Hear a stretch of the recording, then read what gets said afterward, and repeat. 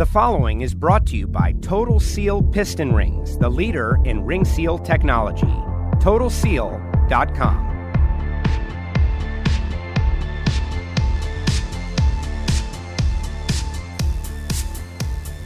Hey everybody, welcome back to another edition of Hidden Horsepower presented by Total Seal. We have had so many greats on this podcast. Hopefully you are all subscribed and ready to go. Of course, my name is Joe Costello, and once again, we are joined by the Director of Technical Sales over there at Total Seal Piston Rings, Mr. Keith Jones. Keith, welcome back. Another episode. Well, thanks for having me. I really appreciate it, Joe. Hopefully everything's going well in Florida, and all of your listeners, our listeners out there, are safe and trying to do some things at home and getting through these times, these new times that we have to deal with today. And again, as I said, I hope everybody out there is safe. Couple of great episodes in the archive. Lake Speed Jr., just legend after legend after legend. And if you're an aspiring engine builder, a DIY engine builder, or someone who works in a big-time race shop who just wants to keep up with this world, Hidden Horsepower is the place to be. And on this episode, we're going to keep the momentum going with a genuine legend of just about all forms of motorsport. The old master himself, Mr. Ed Pink, will be joining us just seconds from now. Keith, just talk a little bit about it. I, as a drag racing fan, know the logo, know the name, know the relationships, know the rivalry, but Ed Pink has been doing it for a long time at the highest of levels. Absolutely. I mean, how can you not respect Ed? I mean, everything he's done, all the accomplishment, all the accolades. For some of the younger listeners out there that may not, they know the name, but they don't know the name, you need to Google it and see the things that this man's done. It'll stand your hair on end. I know Ed, of course, from, as mentioned before, from the Chicago area originally, and hanging out at Arnie Beswick's shop, and know Ed, for the drag racing days, the Think Pink, the Elephant, that Hemi. But then it goes so far beyond that, into, NASCAR and midget engines, dirt. I mean, it just goes on and on and on. It's just, like I say, what a storied career. And the one thing that I always have to say, and I'd mentioned this earlier before we started talking, I said to Joe, Ed's been doing this forever, and yet we get on the phone, and to this day, still, what's new? What can we do better? How can we make it better? Even if he's working on an old flathead, what can we do to get the ring drag down? What can we do to improve the ring seal? And that just speaks volumes about Ed. I hate to say it, that's all you need to know, because there's a lot more, but, at a guy that's done everything he's done, he's still looking to make it better. Cannot wait. Also a Korean War veteran. That tells you he also served his country in addition to chasing his dreams. And now let's bring him on, the legend himself, Mr. Ed Pink on Hidden Horsepower. Ed, welcome to the show.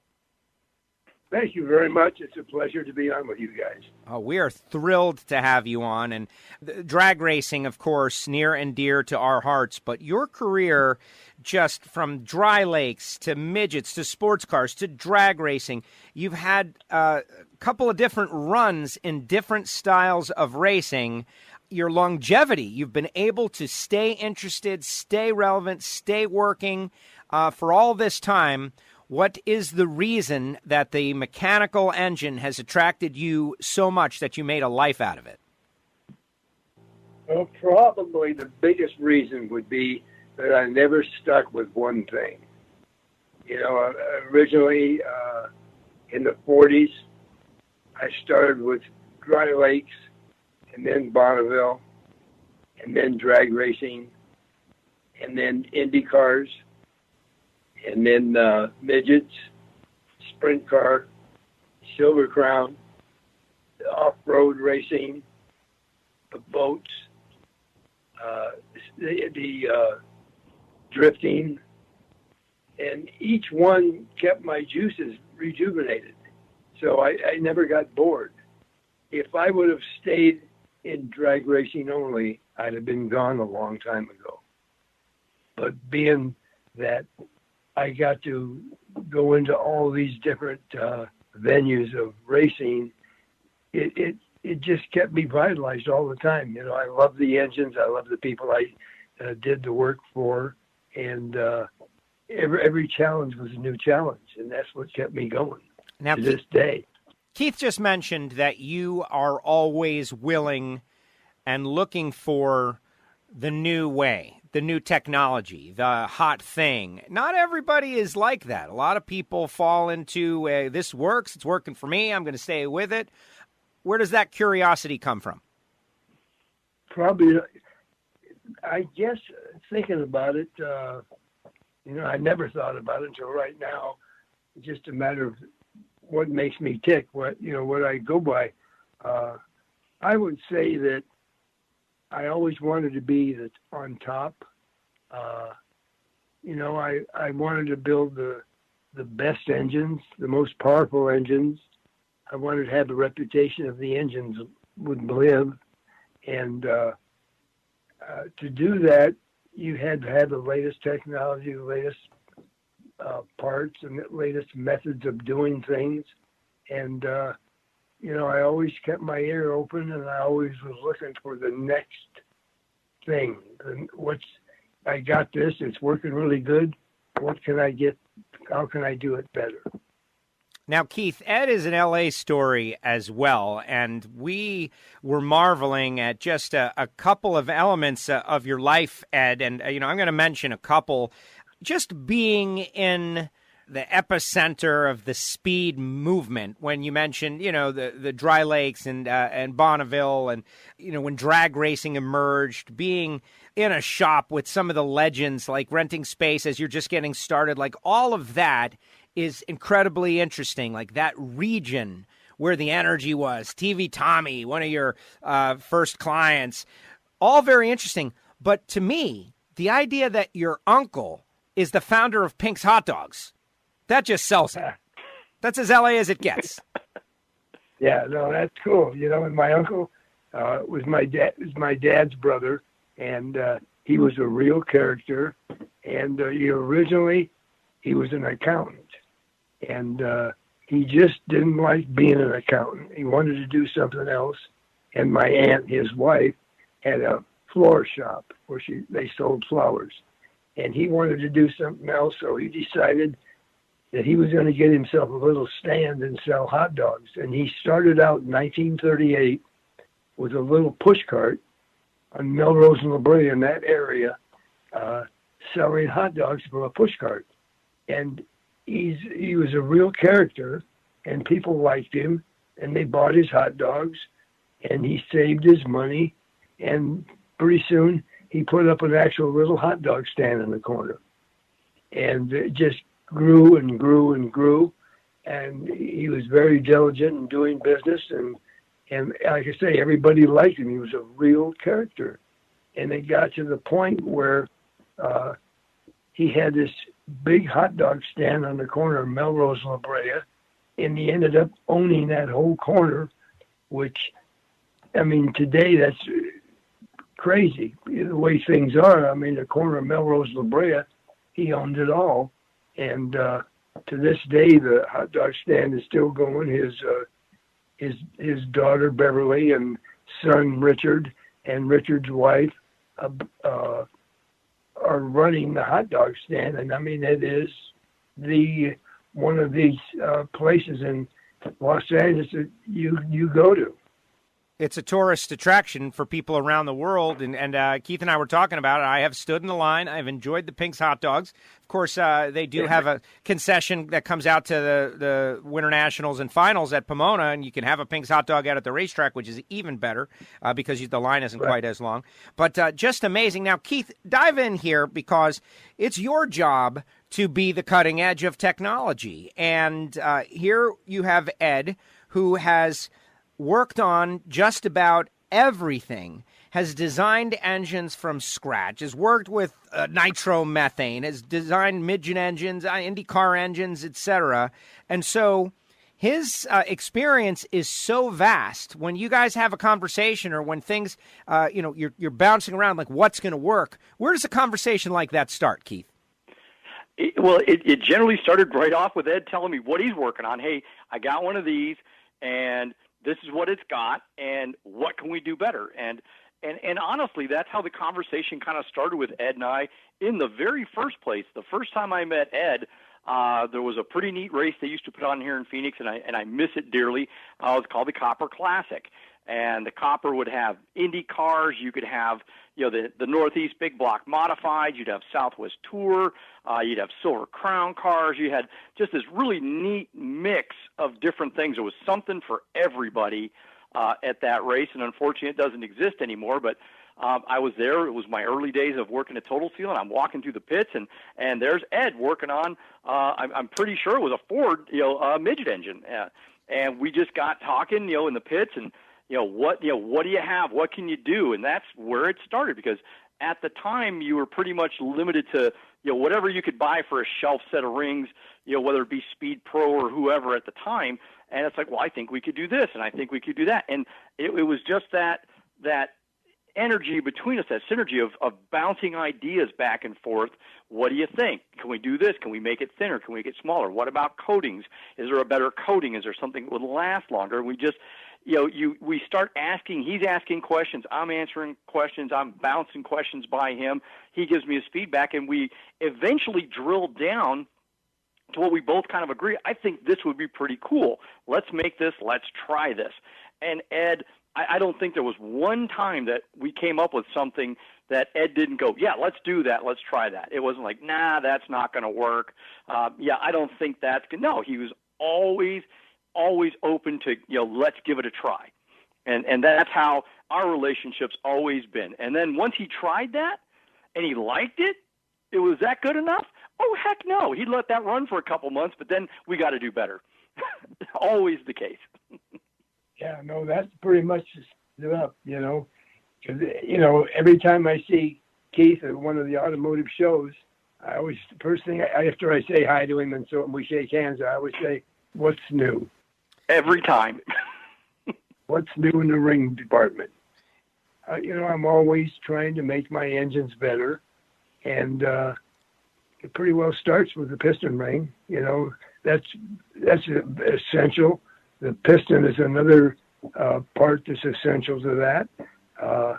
Then you get into camshafts and so forth throughout the engine, but rings was a big deal to me, and I wanted to have the very best, and I wanted to have the latest. I didn't want to have in my engine one type of ring when there's something else out there that Total Seal is making it that would be better. I had to have that. Yeah, and that's absolutely Ed. It was, like I say, not to keep going back to it, but always, like you say, Ed's an optimizer. He's looking for, like he said, once he plays with the camshaft, he's going to nail down that camshaft. And I'm sure he's after the cam guys too. But as Ed said, every time he comes to the show, to this day, to the last time I saw him at the show, what do you got that's new? And we're looking at total conform rings and gas ported top rings, and how do we bring that technology into whatever his latest project is, and that constant push. And it's it was a big part of it. And then all the way into cylinder honing, we spent so many hours talking about getting the cylinders right and what can we do to optimize that part of it, because as Ed said, it's all got to work together. So it's optimizing all those pieces to keep bringing his stuff to the forefront and making it better. Yeah, very true. Ed, when did you realize that? We've been doing this podcast now. We've had a lot of engine builders, legends, come on board. You have had the longest arc of experience, born in 1931, and seen maybe the most technology change initially. You're dealing with factory parts as best as you could make them, pulling them out of junkyards and all. So some of the things that we know now were not even possible to know. You couldn't even have measured a lot of these things. But there had to be some times in your early beginning of engine building, and I know Vic Edelbrock, and Edelbrock was a big part of your career, that you were able to kind of get in with them, and there was some mentoring going on. But the understanding that if you don't have the seal, the other stuff doesn't matter as much. When did you realize that? When I met Keith Jones. That can't be. That was well, thank you, Ed. Well, that's the truth. In the early days, you run what was available. You used what was available, and you made it work.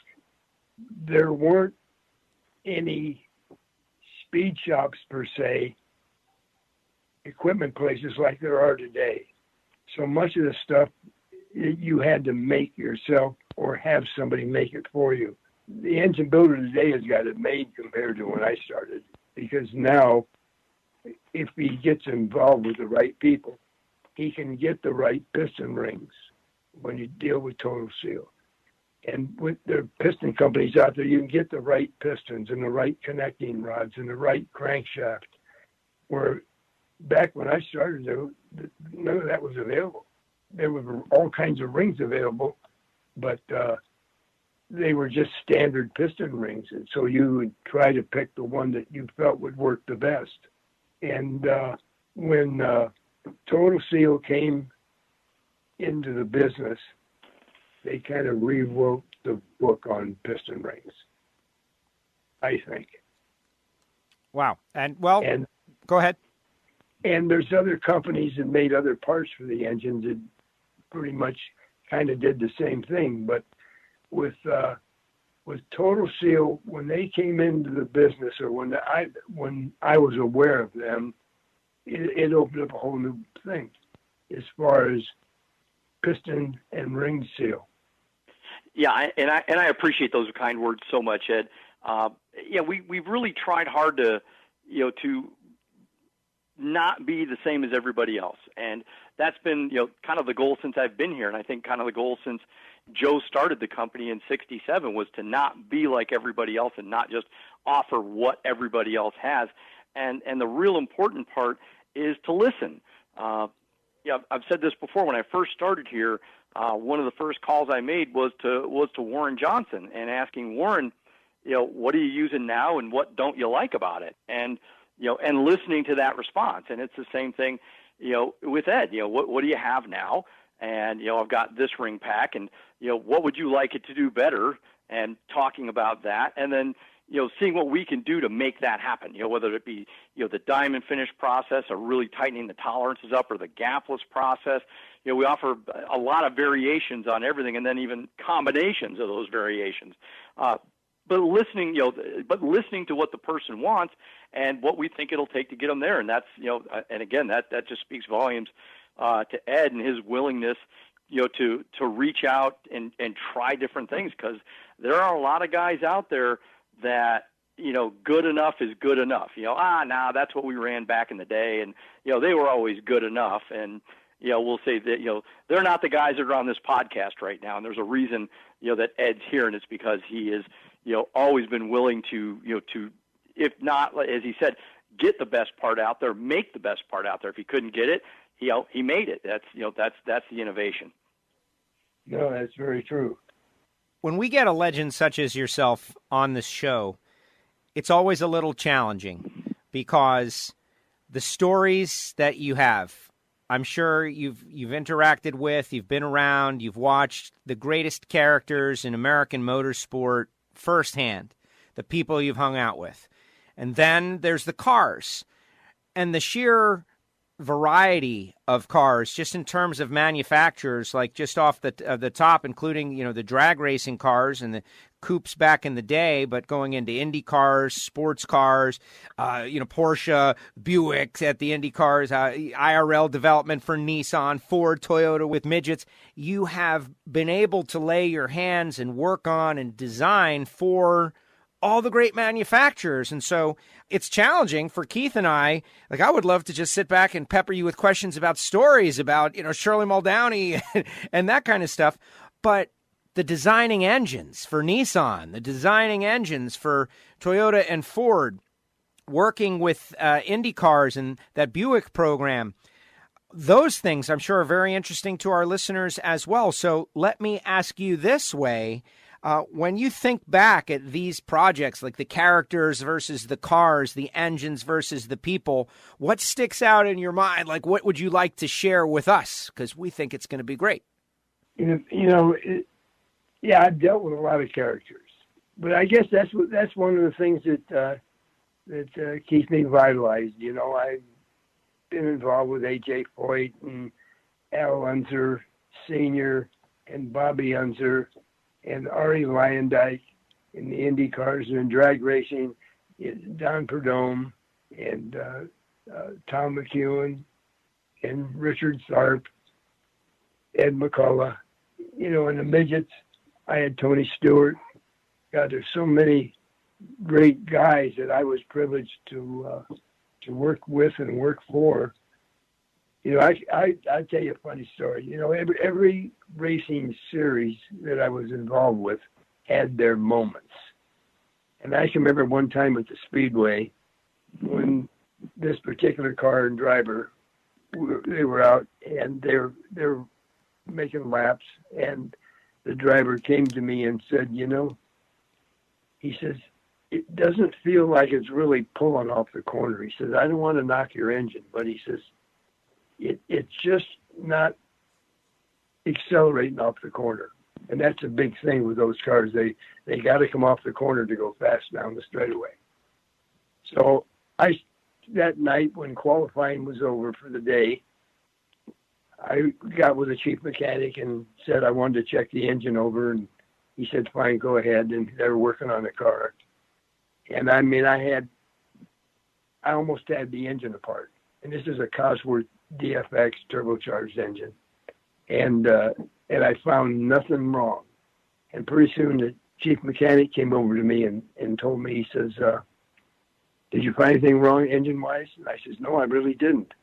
And he says, I'm not surprised. He says, we found some things with the car. And I said, oh, great. And in those days, when the chief mechanic would work on the car, most of the time they didn't get into detail with the driver, what they were doing. The driver would come back from a couple laps and tell him what he feels, and the mechanic chief would work on the car and make changes and so forth. But they didn't go into great detail. Well, I did this and I did that. That was not discussed. So the next day, they go out on the track, and the car is blistering fast.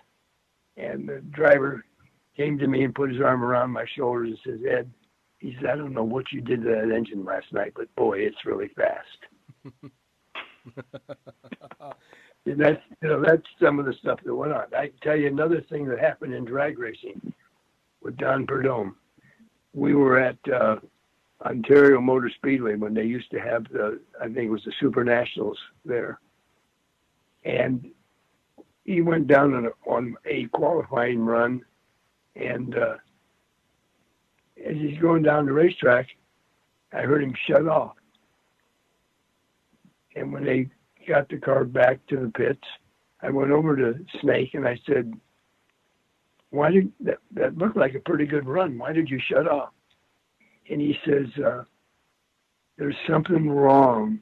He says, when I got to about halfway track, the RPM started coming up more than I think it should. Now that's a pretty good set of ears, because those things are accelerating so fast that how he could hear or feel the RPM starting to come up when it really shouldn't.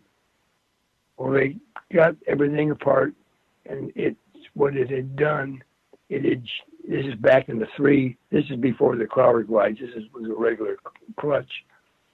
And it had a 3-disc clutch in it, and the hub in the center disc, it sheared all the rivets. And it was only working on 2 discs. And that, I can remember that today, and that happened, I hate to think how many years ago. But he actually, it sheared the hub in the center disc, which released some of the holding power of the clutch. And he felt the RPM go up and shut the engine off. Wow. And to me, that's amazing. One of our greats, and there is more evidence to it. And the fact that you got to see him, let's just talk Snake for a second, through his whole run. You were the old master. What did you think about being the old master in your 30s, by the way?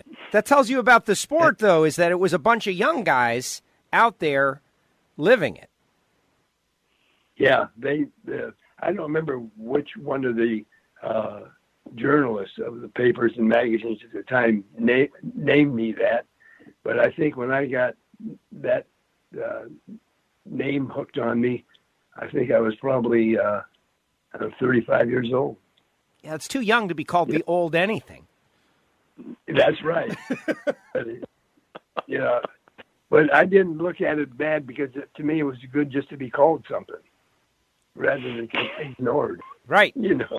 You were on the map. Keith? Like, you're just talking about drag racing and, in Snake, feeling that RPM come up just, speaks volumes about just that seat of the pants. I mean, he clicked it off. Yeah. Not only did he save the engine, but he could have been saving his own legs. I mean, if that clutch would have exploded, we know what, we all know what that was like. I mean, just to feel that little difference. But for Ed to be, again, to be involved with all the different things that you've been involved with, from, IndyCar and the Cosworth Turbo days and, into midget, is there, the question I have, is there any one of those that was, really your favorite, or were they all as challenging? Was there one you enjoyed more than the other? No, my favorite was always the one that won. I love that. Yeah, but the engine project that we did, it was the hardest of any one we've done, was the Infinity IRL engine, because it was underfunded. Somehow or other, Nissan Infinity got fed a bunch of bull that what it was going to cost to do it, and they went with it, and they came to me to ask me if I would take the project on, which meant it was developing a complete engine, and which we did. And we were lucky. We won one race, which is amazing because, I mean, the thing was underfunded. I mean, so much of it was done with smoke and mirrors. I look back at that and kind of shake my head that we were able to accomplish what we did. I had 30 people working for me. I have an engineer, and we had to do the whole thing, and it was the toughest one that I think that I've ever done. I've had some engine programs that I did that were really, really good. When we did the Toyota midget engine, I went down to TRD. And I had my engineer with me, and we sat at a meeting. They had 3 or 4 engineers, and the fellow that is in charge of the Toyota's racing program, period. In fact, I think he's retired now. His name was Lee White. And we had this meeting, and he brought out a valve cover and a cylinder head. He says, "This is what we have to bring to the party. You need to do everything else." And we took the program on. The best part, the budget didn't have a topping to it. Whatever it took, this is what we got to do. And from the day we started on that project, and that was designing the block, the valve train, crankshaft, rods, pistons, dry sump system, everything. From the day we started, the day it ran the first time was 9 months. And the first race we ran was at the Copper Classic in Phoenix on the mile. And the car with that engine set quick time and won the race.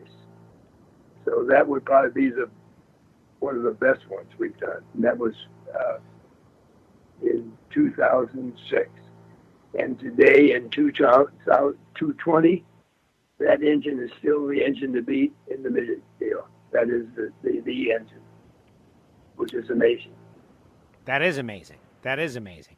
On the engine development angle, Ed, that's so beyond my understanding, but I like to think about it. When you design an engine, what are the parameters that go into deciding what it's going to be? Bore versus stroke versus this versus that. Is it the application where the power needs to come in? What elements do you consider when you're doing a clean sheet design like that?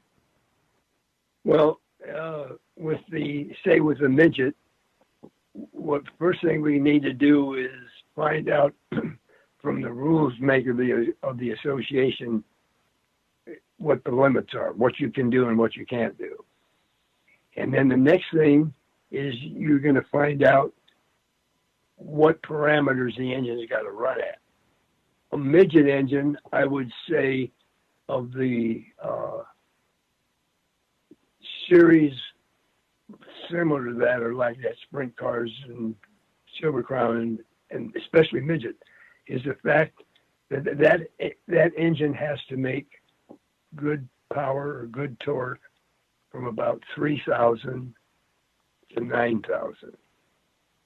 Where, a lot of series like the IndyCar, that engine runs in about a 400 RPM span. Where the midget, they get down to 3,000 RPM. So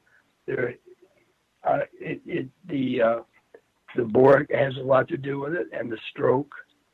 So all those variables that come into it to figure out exactly what bore you should have, what stroke you should have, what length rod, compression ratio, what you need in the way of camshaft. And you go through a development program. You pick out to start with, and I guess that comes from just experience. Where you start, because we weren't blessed with having a whole computer system set up where we can do all the analysis and everything on the computer like big budget teams have. Because then you'll have 3 or 4 or 5 different engineers with different programs, software in their computers, figuring out all of that, bore, stroke, rod length, and so forth.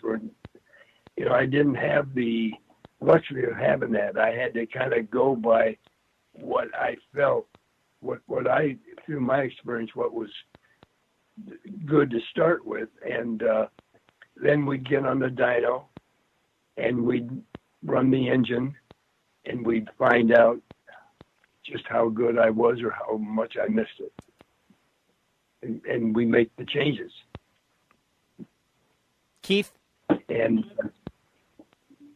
well, I've got to say, as far as that midget engine goes, the piece that you landed on is absolutely stupendous, Ed. But one of the parameters that I think you had when you designed that was that somebody in the engine shop had to have little tiny, like little 10-year-old baby fingers, because you people stuck some head bolts and studs in place. I'm like, how in the heck do you even get to that?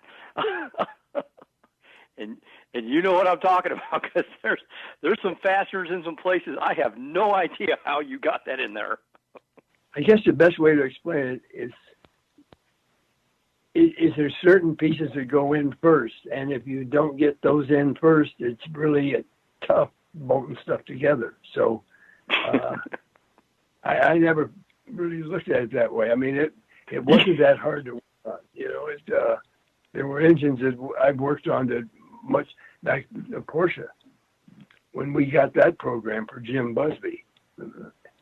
I mean, that was a tough program, but it worked out really good, because at the time, when I first met Jim Busby, he was drag racing, and we did drag race engines for him, and he and I became good friends. And then later on, when he got out of drag racing and he went into sports car racing, he ran an open wheel car that was similar to a Formula 5000 car. It was called Formula A. And we built engines for him for that. And then when he left that, he went into Porsches. And he ran the 962 Porsche, which is really a fabulous car. And one day he calls me on the phone and he says, I want to come out and have lunch with you tomorrow. I got something I want to talk to you about. And I said, okay. And he came out, we had lunch, and he said, I want you to take over my 962 engine project. And I said, what? And he says, I want you to take over my 962 engine project. And I says, Jim, I've never worked on a Porsche in my life before. I know what the engine looks like from the outside, but I've never seen the inside of one or anything like it. And he says to me, well, did you forget how to build an engine? And I said, well, it's a little different than that. He says, I want you to do them. And I said, okay. And I said, but, I need to learn about it. He says, at that time, he had a big sponsorship with BF Goodrich Tire Company. And he says, we're going to send you to Germany, to Weissach, to Porsche's R&D Center for 2 weeks. And you're going to go to school and learn how to do them. So I went to Weissach in Germany, which is their R&D center. And it took a couple of days for the mechanics there to realize that I wasn't there for the overthrow of the German government or over there to try to take Porsche over or anything like that, that I was a real guy trying to learn the engine. And then everything went fine. I worked there 2 weeks and worked right alongside the German engine builders and watched them run them on a dyno. And then I came home and I showed my guys how to do the Porsche engines. And we took that engine project over. And at the time, of course, you got to understand one thing. At that time in the class that these cars run at, which is the top of the line class with the not production, but the race car Porsche cars. Porsche's not racing anybody else; they're only racing themselves. So they didn't run the engine at full tilt. Where with Busby, he wanted to have the fastest Porsche out there, and he wanted to beat everybody, especially the Porsche sponsored cars. So when we first started that project, the engine is made about 675 horsepower, and this is a 6-cylinder, air-cooled, opposed cylinders, turbocharged on gasoline, which is something that I had never worked on. I worked on turbocharged cars, but never an air-cooled car, and never turbocharged on gasoline, air-cooled, all those combinations together. And we worked on that project, and Jim gave us a full go-ahead to do an R&D program on the engines to try to make more power. And when we got done with the project, the engines made right at 850 horsepower, and they were the fastest Porsches out there. He had good drivers driving them. Bob Wallach, who unfortunately is not with us anymore, and Mauro Baldi. These were really top drivers, and that was a great experience. Had a lot of fun doing that. Learned a lot, and in each engine program you do, there's always things from the last one you did that kind of spill into the one you're doing. That there's things you can take into it. You don't have to learn a whole new deal. There's plenty of things from the last project you did that can go into that project too. Again, I appreciate that so much, and just telling those stories there, because that's all stuff I knew you were involved, but I didn't know you raised the power level that much, and that's just amazing. Is that part of what I know towards? Let's say that towards the days of at Ed Pink Racing Engines, after you sold and then began to retire, the shop's really kind of taken on a lot of this historic and vintage race car stuff. Is that what kind of preceded that? Were you kind of steering it into doing those things? Because that is, I'll tell you, when you guys would call me and talk to me about the different projects and the different cars and the history of what was coming through your shop, it blew me away. Because you guys get on, oh, that's this car and it won this race and it won that race, and this legend drove it and that legend drove it, and I was just always fascinated by that. I thought that was extremely interesting and very, very cool. Again, we could talk about it for hours, but is that kind of what led the direction of the shop? It was working on those cars? Yes. And it got down to the point, like in the IndyCar thing, it got down to when Elmore came into the program, building engines for Indianapolis cars. So now you got Cosworth and Elmore, and they didn't want their information to leak out. So now it went into leased engines. And people like myself that had an independent engine shop, we found ourselves not being able to do them anymore because none of the teams owned the engines. And the reason for it is Elmore didn't want their stuff out in the public for somebody else to see what they're doing, and Cosworth was the same way. So as race things happened, and you look for new agendas, new things to do, and being my shop, we had done so many different engines. It was natural that a lot of the vintage people came to us with engines. Like right now, the shop is doing all the Singer Porsche engines, and that's a company that takes I think 89. There's about 2 or 3 years that they do where they do a complete remanufacture of the car, and then my old company has the project to do the engines, and they're beautiful cars. I mean, they call it the Porsche reimagined. Yep, incredible. Yeah, absolutely. Yeah, so that's kind of what it led to, and then after I left, I was bored to death, which we started to talk about earlier today. I was bored to death. I needed something to do because,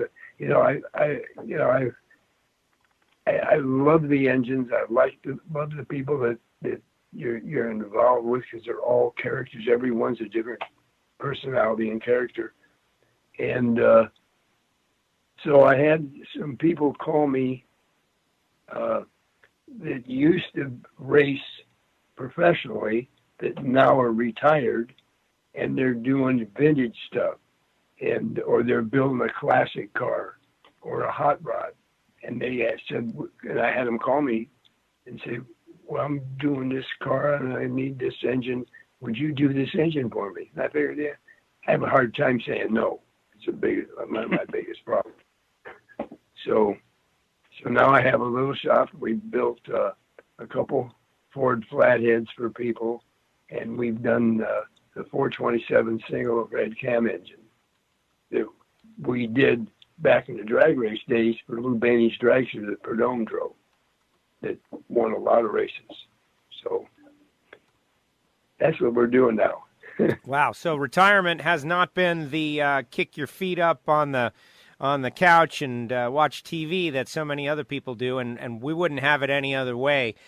We could speak with you for hours upon hours. Obviously, you have so many great stories, and we really appreciate you taking the time.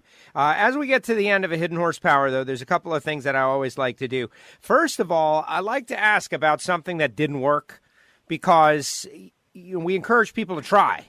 And it's not always going to work. And, you can't forge new ground or invent something new without some failures along the way. I wonder, is there any glaring example in your engine building career of something that you thought might be a great idea and it wasn't? No, I can't think of any. Even better. Yeah. No, I can't. No. I think one of the biggest reasons that I can't think of any failures is because I had the greatest people tutoring me growing up and the great people working for me in the shop. I mean, I had Vic Edelbrock Sr., I had Junior, I had Bobby Meeks, Don Toll, I had Chicky Hiroshima, You know, I worked with Eddie Meyer. I had Eddie Meyer and Bud Meyer. So I'd like to say I did this, but I can't really say that because the biggest thing I can say I did this is I had great people supporting me, making sure I didn't screw up. That makes a lot of sense. Keith, any final questions for Mr. Ed Pink? Now, my question there is, Ed, keep going. It's not even a question. It's just a statement. Keep going. I appreciate you taking the time out of your busy day to do this for us and to talk with us. It's always an honor, to speak with you, and I thank you again, my friend. Thank you. It's always a pleasure. Oh, yes. Believe me. And finally, a bit of advice for the next generation. We like to think that there are some, younger folks listening to this podcast who they want to make their living in high performance, and they are looking for advice and a way to get a leg up on the competition who's not listening to Hidden Horsepower. Do you have anything you'd want to say to those folks out there? I would say for anybody that wants to get into this business and they want to be an engine builder, just be dedicated to what you do. Never accept that's good enough. If you're going to do it, be the best you can be. And be true to what you want to do. Don't strip any nuts. Yes, we'll try. We will try. Ed, thank you very much. And I would also imagine that a lot of the people that you've interacted with over the years might check out this podcast at some point. And we talked about your career arc. Is there anything, you got an opportunity to talk to a lot of people at one time right now. And is there anything you'd want to say? You've already mentioned you've been able to work directly with the greatest of the greats along the way. But, is there any thought that you'd want to put to cap it all off, the career that you've had? No, the thing is, I appreciate the people that I've been involved with. I've had a great time. I started when I was about 16 years old. I worked for Lou Baney at his Golden Eagle Speed Shop gas station in like 1948, 49. And here we are, 2020, and I'm 89 years old. And I'm just as pumped up as I ever have been on engines. So super exciting. Such a great example. Ed, thank you so much for joining us on Hidden Horsepower presented by Total Seal. Just a great conversation. We really appreciate you taking the time for us. Thank you very much, and I enjoyed it. Thanks, Ed. I really appreciate it. I'll talk to you soon, my friend. Be safe out there. And like you say, just, again, thank you so much. You're welcome. Talk to you soon. Mr. Ed Pink with us here on Hidden Horsepower presented by Total Seal. Keith, that was awesome.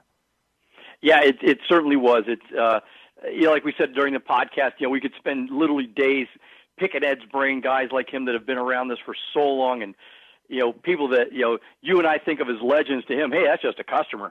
It's amazing that the stories guys like him have, and I love talking to him. Yeah, there's just so many different angles. And it's very challenging to extract like whatever you're going to get because the guy has got so many amazing stories just coming up in Los Angeles, like being in that part of the country when everything was popping with motorsports and it was all new. Everything was new, brand new. He's the old master and he's in his 30s. That tells you everything you need to know. Think about what other things in our life, like the American life, was really all young people just driving it. And he did some great things, obviously. And as he said, he kept moving into new arenas within engine building. Drag racing ended pretty much 1980. Then he got into IndyCar stuff and then the midget stuff. Just really amazing how he's been able to stay interested and relevant. 89 years old. Just tremendous. This has been one of my favorites. As is well mine. It's like I say, what a storied career to just keep reinventing yourself every time you rose to the challenge, and then what's the next challenge, and then on to the next thing. I mean, that's not a lot of us can say that, and like I say, he He is now the old master, but even back when he was in his 30s, he was the old master then as well. So we've got some people out there listening right now that are trying to become a master themselves, or at very least live up to what Ed just said, which is be as good as you can possibly be and have just okay, never be good enough. They are working on their engine projects. They certainly have some free time to do it. And I know you guys at Total Seal are really trying to be helpful to those people putting together their own engines. Yeah, it's definitely a different time frame out there right now, and we welcome the calls. I'm getting lots and lots of responses about the podcast, all positive, thank you. And guys reaching out to me, asking questions. We've got a lot of guys diving into projects, myself included. I've got some things on the 20-year-long honeydew list. It's like, I think I can probably finally get to that. And I've got a tremendous amount of people diving into all kinds of projects out there, from old restoration stuff to old antique tractors to old dirt bikes. I mean, you name it. It's amazing that the stuff that I'm being asked for rings, and what should we do and how should we do it. So please feel free. You got a question, you're looking for a ring for something that's a little off the wall, not your everyday thing. You can't find rings for your CZ motorcycle in a book anywhere. Call us. We can certainly help you out. You can reach us on the web, totalseal.com. You can email me, keithj@totalseal.com, or feel free to call us, 800-874-2753. We would gladly talk to you guys. Love to hear from you. And if you have a question that you would like answered on the show, you think it would be interesting to other people out there, by all means, use the social media channels, whether it be Facebook, Instagram, or otherwise, to send the question. You could just email it to Keith, I'm sure. Keith, you're getting a collection of those questions. We have engine builders out there who maybe have a piece of info that they think would be great for sharing, and we'll use it in our next Frequently Asked Questions episode, which I was just listening to the other day, Keith, and I thought it was some of your best work, just really expanding the thought process for someone like me who is not an engine builder, but I can use this knowledge in my day job working at the National Hot Rod Association or my own WFO radio podcast. Having this understanding is very helpful. And so you're broadening the mind of a lot of people out there. And it could be someone with an LS engine that they're doing a rebuild and they're thinking, like, should I try something? And the answer is, yeah, you could try something. So send those questions to either Keith or the social media channels. Now, I didn't tell Ed, though, Keith, that you had never had a Pink's hot dog. I should have. I should have told him that. Yeah, it was. Well, like you say, it created an opportunity, because if we can get there, like you say, we get to the Auto Club Nationals, we can go there and get the VIP treatment. So I love that. It was like you say, as many times as I've been over there and I've stood in that line and I just couldn't do it. I look forward to having that dog, especially with you and with Ed. There you go. Pinks with Ed Pink. That would be great. Keith, thank you very much. Great job as usual. Thank you once again, my friend. Thank you, Joe. He's Keith Jones, the Director of Technical Sales with Total Seal Piston Rings, totalseal.com. My name is Joe Costello at WFO Joe on Twitter. Also do the WFO Radio podcast. This is Hidden Horsepower presented by Total Seal, Apple Podcasts, Spotify, SoundCloud, wherever you get your podcast. Write us a review, rate us if you like, if you're enjoying the show. And remember, there are many episodes that you might not have heard. Go back into the archive and check them out. We see those numbers. They're growing every day, every week. People checking out a little Hidden Horsepower presented by Total Seal. We'll see you next time. Thank you so much.